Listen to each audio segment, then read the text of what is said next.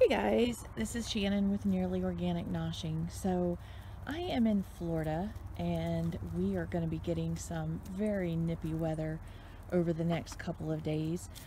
It's going down into the 20s, which I know for you northerners that is not super cold, but for here it is downright nippy. So I am getting the chicks all ready to go into their coop. One of the things I'm doing is I'm giving them some poppy. I'm giving them some corn before they go in. Everything I've always read says corn helps raise their body temperatures, and to always give them corn in the winter, especially if it's going to be a cold night. So all of our nights that have been getting down chilly, this is what I've been doing at night, is coming out and feeding them corn before I put them away for the evening. And a couple of them are very much the little piglets, and they don't want to let the new ones, especially the rooster. They are so mean to him. You see him on the outskirts. They do not let him into the middle of it. They will chase him. And this little brown one, Bambi, right here, she gets chased constantly. And Thumper right here gets chased constantly. So the rooster, Sheldon, Thumper, and Bambi, those three tend to hang out together. Those are three of the ones that I had rescued off the road, and they tend to hang out and or treat each other nicely. Not everyone else is nice to them, so they're just snacking away. Everybody seems to be still pretty busy running around snacking, so I'll probably throw a couple more handfuls out for them.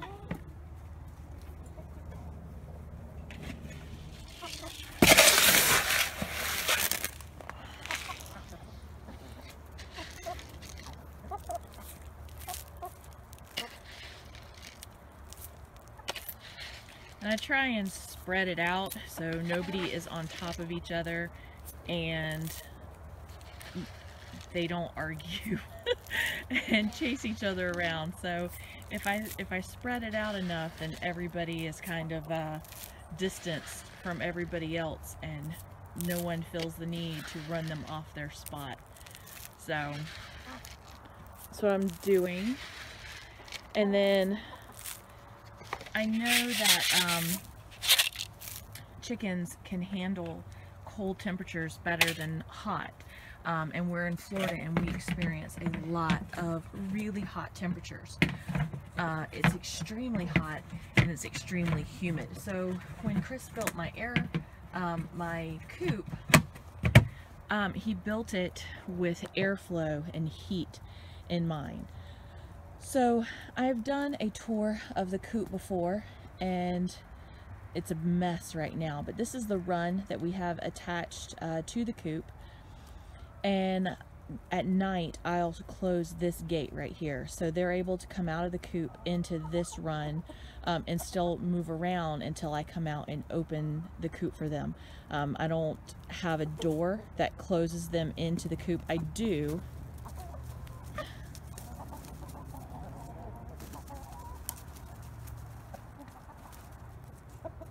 Elvira, were you just molested? Were you violated?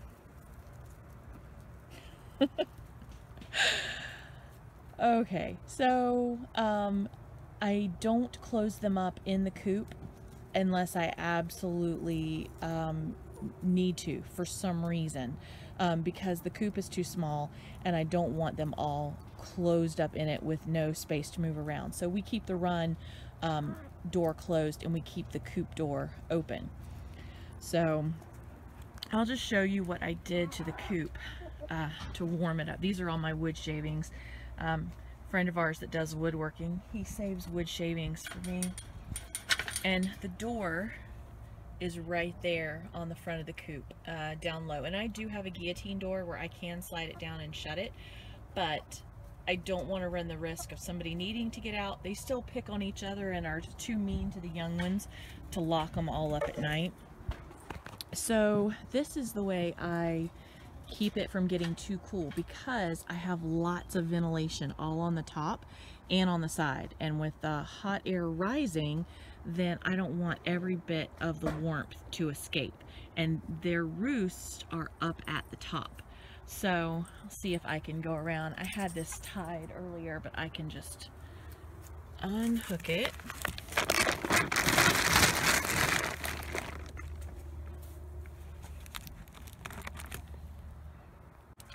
Okay, so this is the back of my coop, and you can see that I have layered it up.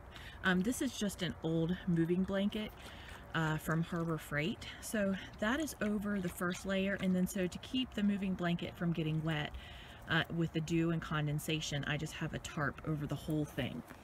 Now, you might think, oh, well, that's blocking off all of the airflow. Well, what I have, there's the roost all up in the top. And right here is all open, and there is wire there with a roof cap, so air is able to escape through there and along the sides. This is all open on the sides with wiring, so air can come in through there, which in the summer is great because it allows heat to escape. Well, fresh air can still come in from there, and in the nest boxes you can see there's places, so there's no worry about there not being enough fresh air in here. But by adding the layers on top, it's just an aluminum roof up top. See, I just have an aluminum roof. This keeps a little bit of the warm air in to keep them warmer in these cold temperatures. So I'll pull all my plastic back down and re-secure it, and then in a couple of days when it warms back up, then I will come out and take everything off. So I just have to hook everything back on here again. And all I did along the edges is take a couple of clothespins.